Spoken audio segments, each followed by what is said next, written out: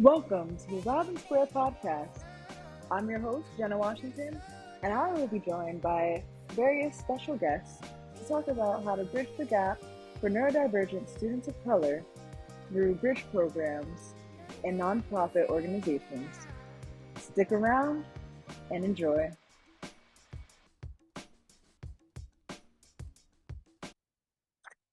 Hey everyone, welcome to the Robin Square Podcast. So, I'm your host, Jennifer Washington. And this podcast is really going to be a great way to culminate the end of my senior year here at Drexel University. So, for our senior capstone, we were tasked with picking different forms of ways to represent ourselves and what we want to do with our global studies major. So, me as a global studies major, I have a concentration in health and sustainability. So I have various interests in environmental issues and community health, which is, what my main focuses have been throughout my 4 years here. However, there's the other side of me that is also very interested in education and bridging the gap for students of color, students with different neurodivergent aspects about them. So, for example, my brothers and I were diagnosed with ADD, attention deficit disorder, while in elementary school, so around that time. And, kind of since then, just figuring out different study techniques and how to, manage school and how to kind of like get by in a sense has been, struggle at times, but also in some ways turned out to be very empowering, um, just as a way to look deeper within ourselves and figure out that we are like stronger and more capable than what we may have originally thought. So yeah, through this podcast, I really wanted to take the time to be able to tap into that side of my interests that I haven't really been able to maybe study as much during my time at Drexel.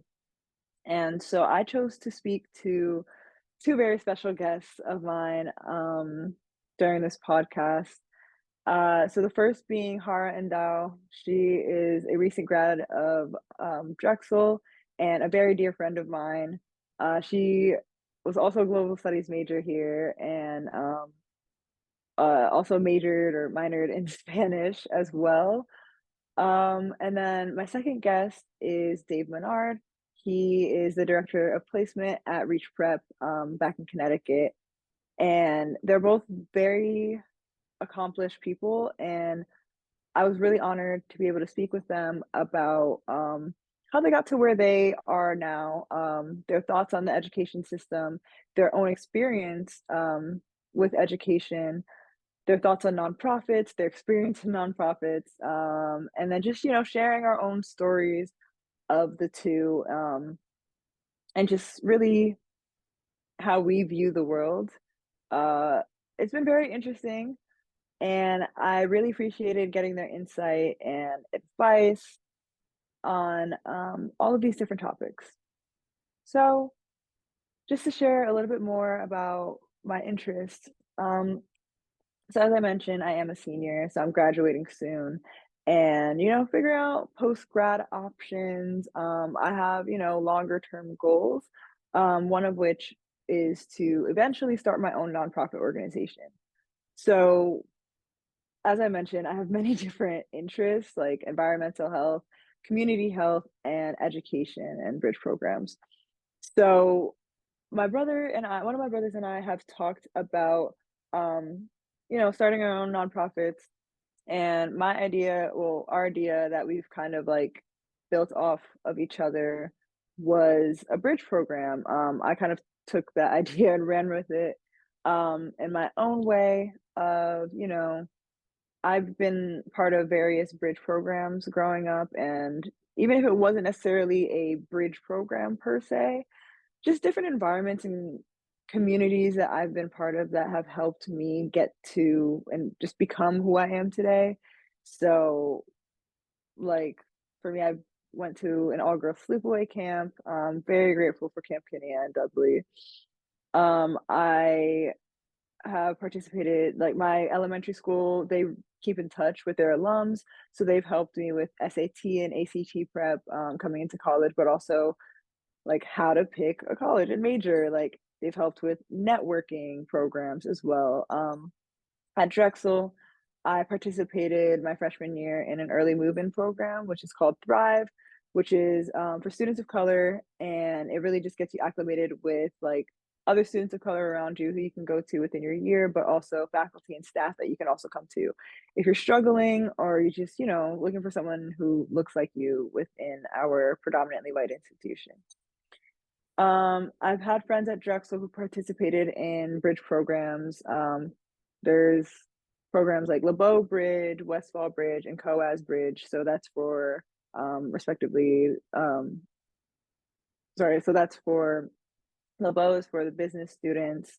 Westfall is for students who study the arts, and then COAS is for students in the College of Arts and Sciences.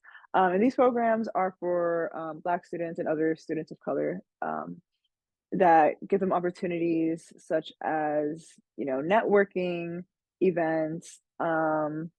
Westfall students go to Fashion Week. There's plenty of other opportunities that all of these types of programs give to students that really inspire me to just want to be able to give back what I wish that I would have received from a younger age. So my nonprofit hopefully would start with middle schoolers, following all the way up to about like college age and even beyond. Like I said, my elementary school still reaches out to us, and I am graduating, and I'm super, super thankful for that.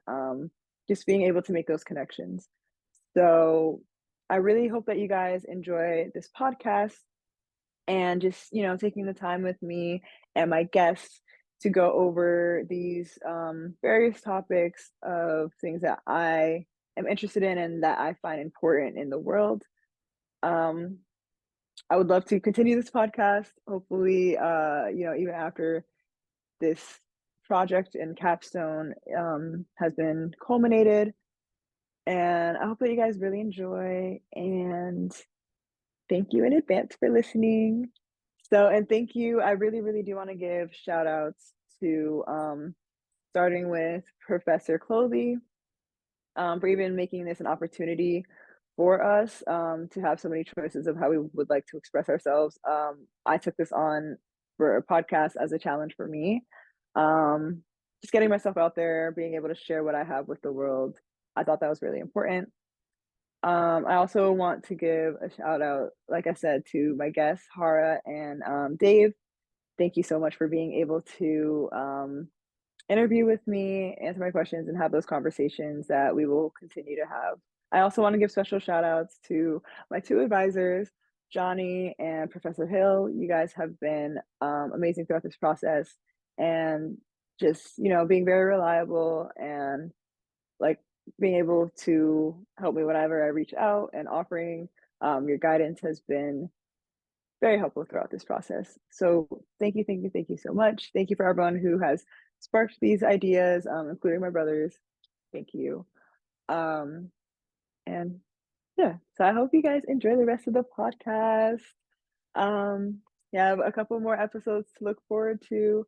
Also, thank you to my brother and my cousin for helping provide the music for this as well. So, bye, y'all. Thanks for listening, and thank you to our special guest for being part of the Robin Square podcast.